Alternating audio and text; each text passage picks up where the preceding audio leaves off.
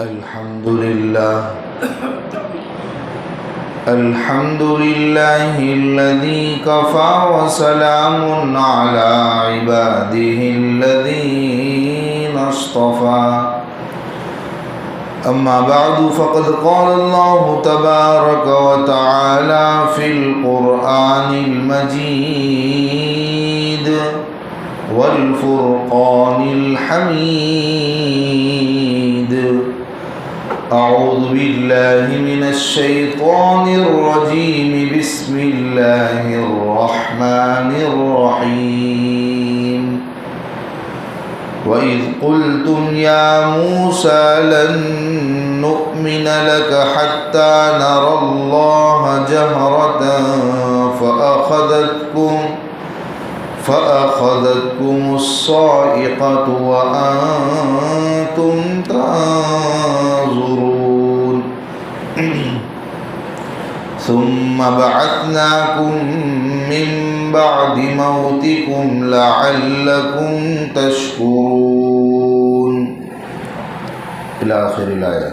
صدق الله العظيم. بزرگان محترم، میرے نوجوان ساتھیوں، بنی اسرائیل پر اللہ تعالیٰ کی نعمتوں کا تفصیلی تذکرہ چل رہا ہے. کچھ نعمتیں آپ کے سامنے گزشتہ تفسیر میں رکھی گئی تھی.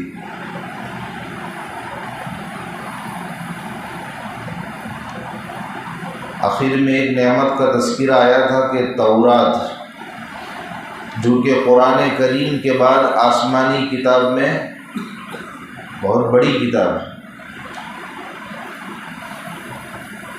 اللہ تعالیٰ نے موسیٰ علیہ السلام کے واسطے سے اس قوم کو ایسی عظیم کتاب عطا فرمائی.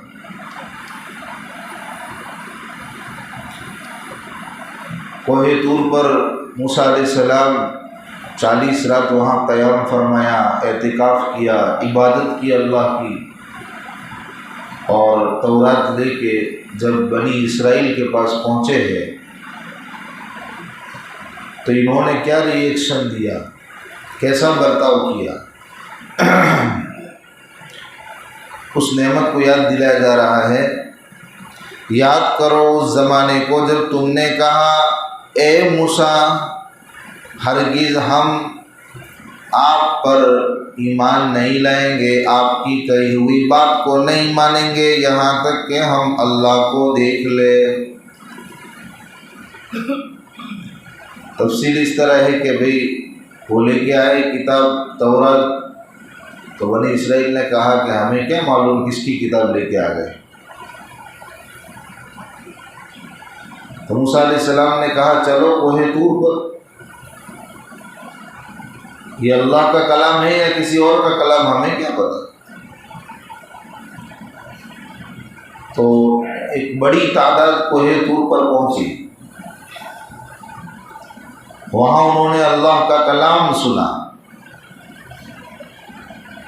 تو پھر انہوں نے یہ بہانہ نکالا کہ اللہ بولے ہیں، بیجو کو بولے ہم نے سن کرو. کسی اور کا بھی کلام ہو سکتا ہے، خدا کا کلام نہ بھی ہو. ہم تو اس وقت اللہ کو مانیں گے اور اس وقت تورات کو اللہ کا کلام مانیں گے اور اس پر عمل کریں گے. ہم اللہ کو اپنی آنکھوں سے دیکھ لیں، علانیہ دیکھ لیں. نہ ماننے کے سارے بہانے تھے.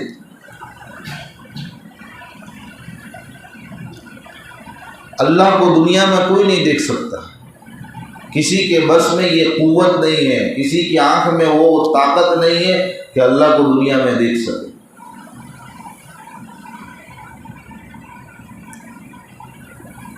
انہوں نے بہت بڑی شرارت کی کہ پہلے کتاب منگوائی کہ شریعت پر عمل کرے، اپنا دستور العمل بنائے، اور اللہ نے کتاب دی تو کتاب کو اللہ کا کلام ماننے سے انکار کیا کہ ہم تو اللہ کا کلام سنیں گے تو مانیں گے، اللہ کا کلام سنایا گیا تو کہ اللہ کو دیکھیں گے تو مانیں گے. اور اللہ کو دیکھنا تو دنیا میں پاسبل ہے نہیں، تو اللہ نے ان کی شرارت پر پکڑ کی، فأخذتكم الصاعقہ، بجلی ان کے اوپر آ پڑی اور سب کو برباد کر دیا۔ بہت سارے لوگ وہیں فنا ہو گئے۔ وَأَنْتُمْ تَنْظُرُونَ، اور سب نے اس بجلی کو، بجلی کی کڑک کو اپنی آنکھوں سے دیکھا، سب وہیں کے وہیں فنا ہو گئے۔ تو اللہ نے انعام کیا کیا؟ اللہ نے یہ انعام کیا کہ موسیٰ علیہ السلام نے اللہ کی بارگاہ میں عرض رکھی کہ اللہ، آپ جانتے ہیں یہ قوم پہلے سے بدگمان ہے، بنی اسرائیل بدگمانی میں ان کا نمبر 1 آتا ہے، اب میں اکیلا جاؤں گا۔ سارے کے سارے لوگ تو آئے نہیں تھے، ایک جماعت، بڑی جماعت کو بھیجا تھا کہ جب آپ دیکھ کے آ جاؤ، آپ پر ہم اطمینان کر لیں گے۔ اب یہ سارے کے ساروں نے شرارت کی بنیاد پر سب کے سب تباہ ہو گئے، مر گئے۔ اب موسیٰ علیہ السلام کہہ رہے اللہ کی بارگاہ میں اکیلا جاؤں گا، یہ قوم پہلے سے بدگمان کہے گی کہ موسیٰ علیہ السلام نہ جانے ہمارے بھائیوں کو، ہمارے قوم کو کہاں لے کے، افراد کو لے کے چلے گئے، ان سب کو کام تمام کر کے آ گئے، میرے پہ تہمت آئے گی۔ اے اللہ، تیرے پیغمبر کو، تیرے نبی کو تہمت سے بچا لے، تہمت سے محفوظ رکھ۔ تو اللہ نے موسیٰ علیہ السلام کی دعا قبول فرمائی اور سب کو زندہ کر دیا واپس۔ یہ اللہ نے ان کے اوپر انعام کیا کہ نہیں کیا؟ ثم بعثناکم من بعد موتکم، موت کے لفظ سے بظاہر یہی معلوم ہوتا ہے کہ سب ٹپک گئے تھے، سب مر گئے تھے، مرنے کے بعد اللہ نے پھر سے ان کو زندہ کیا، اس توقع پر کہ وہ بعد میں چل کے احسان مانیں گے، لعلکم تشکرون، کہ احسان مانیں گے۔ لیکن انہوں نے خلاف بھی کیا۔ آگے ایک اور نعمت کا اللہ تذکرہ فرما رہے ہیں، وَظَلَّلْنَا عَلَيْكُمُ الْغَمَامَ وَأَنزَلْنَا عَلَيْكُمُ الْمَنَّ وَالسَّلْوَىٰ، اور ہم نے تم پر بادل کو سایہ فغن کیا اور ہم نے تم پر من و سلوہ اتارا۔ کُلُوا مِن طَیِّبَاتِ مَا رَزَقْنَاکُمْ، کھاؤ نفیس چیزوں میں سے جو ہم نے تم کو دیا۔ وَمَا ظَلَمُونَا وَلَٰكِن كَانُوا أَنفُسَهُمْ يَظْلِمُونَ، لیکن انہوں نے اپنا نقصان کیا، لیکن انہوں نے ہمارا کوئی نقصان نہیں کیا، وہ تو اپنا ہی نقصان کر رہے تھے۔ یہ قصہ وادی تیہ کا ہے، اور وادی تیہ کے قصے کی تفصیل یہ ہے، بنی اسرائیل کا اصل وطن کون سا ہے؟ ملک شام۔ ملک شام سے تو وہ بھاگ کے آ گئے تھے فرعون کے ظلم سے بچنے کے لیے، اللہ کے حکم سے موسیٰ علیہ السلام سب کو لے کر آ گئے تھے، اور یوسف علیہ السلام کے زمانے میں وہ مصر میں آ کر بس گئے تھے اور وہیں پر رہنے لگے تھے، گویا کہ اب ان کا دوسرا وطن انہوں نے مصر بنا لیا تھا۔ فرعون کو غرق ہو گیا، ڈوب گیا، اور اس سے تو وہ مطمئن ہو گئے، مامون ہو گئے، لیکن ان کا جو اصلی وطن تھا شام، اس پر ایک عمالقہ نامی قوم تھی، اس کا تسلط ہو گیا۔ تو اللہ کی طرف سے ان کو حکم ہوا کہ اپنے اصل وطن شام کو آزاد کرو، ان سے لڑائی کرو، ان پر چڑھائی کرو اور اپنے اصل وطن کو آزاد کراؤ، اللہ کا حکم تھا۔ تو سب نے مصر سے رخت سفر باندھا اور اپنے وطن کو آزاد کرنے کے لیے روانہ ہوئے۔ مصر کی شام کی حدود میں ابھی وہ داخل ہی ہوئے ہیں، اور عمالقہ کا زور، اس کی قوت کے اسباب اور سامان دیکھے تو پہلے سے شکست فاش تسلیم کر لی، ہمت ہار بیٹھے اور صاف انکار کر دیا کہ ہم اللہ کا حکم نہیں مانیں گے، ہم نہیں لڑیں گے ان سے، اللہ کے حکم کا انکار کر دیا۔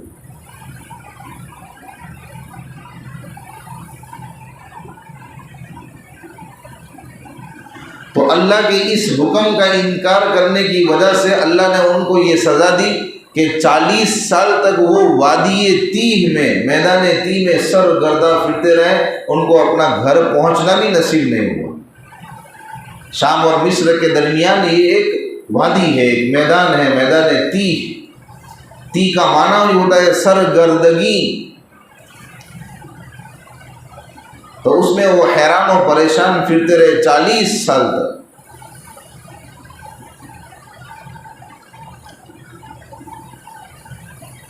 اور میدان تیہ یہ کوئی لمبا چوڑا میدان نہیں تھا، زیادہ رقبے پر مشتمل نہیں تھا، 10 میل کا میدان اور کھلا میدان تھا، نہ کوئی درخت ہے، نہ کوئی ایسی چھت ہے کہ جس سے دھوپ سے بچ سکے، ٹھنڈی سے بچ سکے، بارش سے بچ سکے، کھانے پینے کا کوئی انتظام نہیں ہے، بھوک پیاس کا مسئلہ ہے، کپڑوں کا مسئلہ ہے کہ بھئی 40 سال کوئی کم وقت نہیں ہوتا ہے، کم عرصہ نہیں ہوتا ہے، کپڑے کبھی میلے بھی ہوں گے، پھٹے گی بھی خری، بچے بھی بڑے ہو جائیں گے،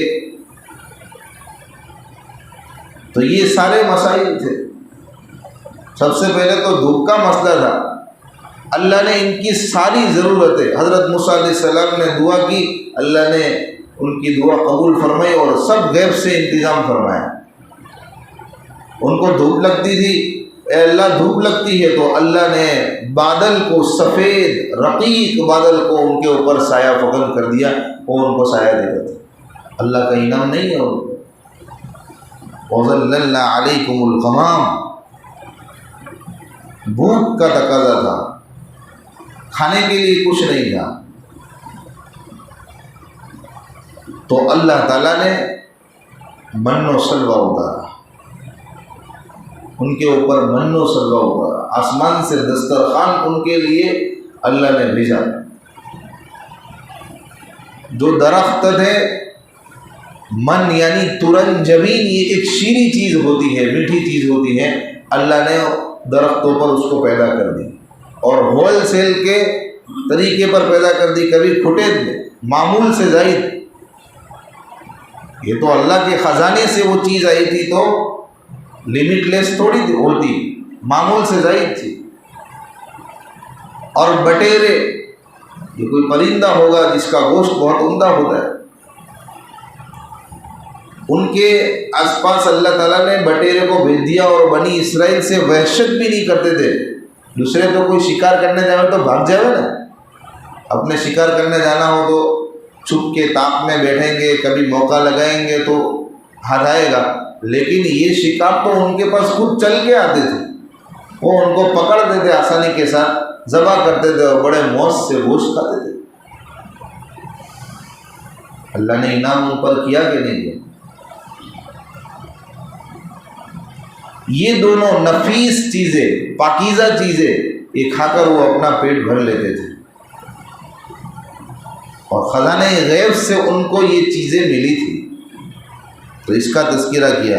وَأَنزَلْنَا عَلَيْكُمُ الْمَنَّ وَالسَّلْوَىٰ كُلُوا مِن طَيِّبَاتِ مَا رَزَقْنَاكُمْ، لیکن انہوں نے خلاف کیا۔ کیا کیا؟ وہ گوشت کو اسٹاک کر کے رکھ لیتے تھے، حالانکہ کوئی کمی تھی نہیں، لیکن پھر بھی حرص کے مارے، لالچ کے مارے گوشت کو اسٹاک کر کے رکھ لیتے تھے کہیں ختم نہ ہو جائے۔ تو وہ ان کا جمع کیا ہوا گوشت اللہ نے سڑا دیا، تو کس کا نقصان کیا بھائی؟ اسٹاک کرنے کی کیا ضرورت تھی؟ کس کا نقصان کیا؟ اللہ نے فرمایا کہ ہمارا کوئی نقصان نہیں کیا، انہوں نے اپنی ذات کا نقصان۔ آگے اللہ نے فرمایا وَإِذْ قُلْنَا ادْخُلُوا هَٰذِهِ الْقَرْيَةَ فَكُلُوا مِنْهَا حَيْثُ شِئْتُمْ رَغَدًا وَادْخُلُوا الْبَابَ سُجَّدًا وَقُولُوا حِطَّةٌ نَغْفِرْ لَكُمْ خَطَايَاكُمْ وَسَنَزِيدُ الْمُحْسِنِينَ۔ یاد کرو اس زمانے کو جب ہم نے کہا کہ تم اس شہر میں داخل ہو جاؤ اور وہاں سے کھاؤ جیسے چاہو با فراغت، اور دروازے سے داخل ہونا جھک کر، اور یہ کلمہ اپنی زبان پر لانا توبہ توبہ، ہم تم کو معاف فرما دیں گے، تمہاری خطاؤں کو معاف فرما دیں گے، اور ان قریب ہم نیکی کرنے والوں کو مزید بڑھا دیں گے۔ ایک تفسیر اس کی یہ ہے کہ اس کا بھی تعلق وادی تیہ کا جو زمانہ تھا اس سے متعلق۔ ہوٹل کا کھانا کھا کھا کے تھک گئے تھے، اچھی ہوٹل کا کھانا کھا کھا کے آدمی تھک جاتا ہے، جاوے تو گھرنوں سادو کھاوا کھاؤ۔ ان کو اتنا عالی شان جنتی کھانا، اللہ کی طرف سے نفیس کھانا، پاکیزہ کھانا مل رہا تھا، تو کہنے لگے کہ ابے تو سادو کھاوا کھاؤ سے معمولی کھانا کھانا ہے، یہ کھانا کھا کھا کے اگتا گیا۔ یہ اللہ کی بارگاہ میں ان کی درخواست تو تھی، لیکن ساتھ ساتھ میں ناقدری بھی تھی، اللہ کے کھانے کی ناقدری تھی، ان کی شرارت تھی، لیکن پھر بھی اللہ نے لیٹ گو کیا کہ ان کی اس خطا پر کہ اللہ کے کھانے کو انہوں نے نظر انداز کیا اور ان کو اب معمولی کھانا کھانا ہے، اس درخواست پر اللہ نے، اس ان کی نافرمانی پر بھی اللہ نے کہا کہ چلو توبہ کا دروازہ کھلا ہے، کوئی شہر ہے پاس میں، آبادی ہے، وہاں آپ چلے جاؤ، وہاں آپ کو معمولی کھانا ملے گا، لیکن شہر میں داخل ہونے کا ادب سیکھ لو۔ اس ادب سے عمل کے ساتھ اور قول کے ساتھ دو چیزیں آپ کو کرنی ہے، ادب کے ساتھ شہر میں دروازے میں داخل ہونا، تو آپ کی یہ خطا ہم معاف فرما دیں۔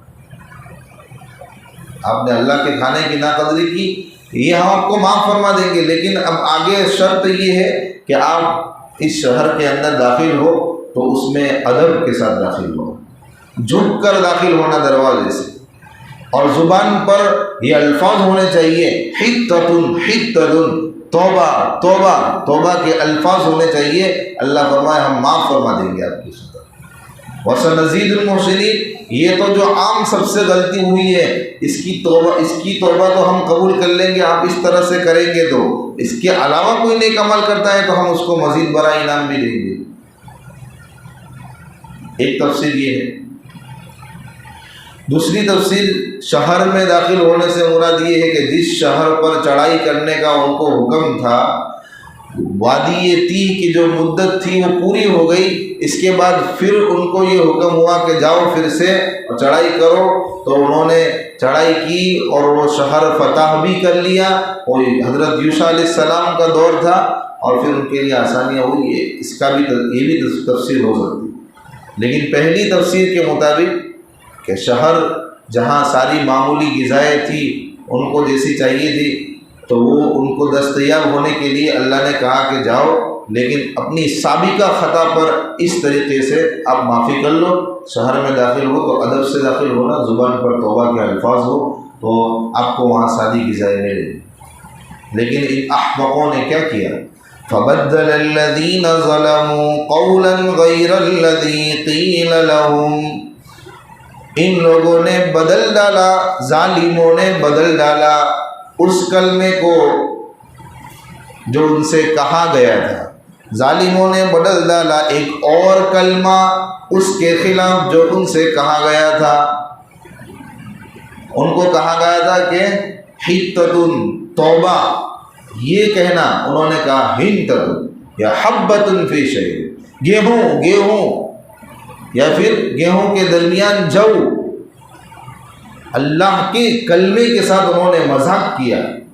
اللہ نے جو لفظ سیریس طریقے پر بولنے کو کہا تھا کہ توبہ، معافی کے لیے ان کو الفاظ تلقین کیے تھے کہ تمہاری خطا پر اس طرح سے معافی ہوگی، انہوں نے اس کا تمسخر کیا اور شہر میں داخل ہوئے تو ہندتن، گیہوں، گھاؤں، ایسے وہ داخل ہوئے، تو پھر اللہ کو ان کے اوپر غصہ آیا، تو اللہ نے کیا کیا؟ فَأَنزَلْنَا عَلَى الَّذِينَ ظَلَمُوا رِجْزًا مِّنَ السَّمَاءِ بِمَا كَانُوا يَفْسُقُونَ۔ اللہ فرماتے کہ ہم نے ان ظالموں پر آفت سماوی اتاری اور ہلاک ہو گئے۔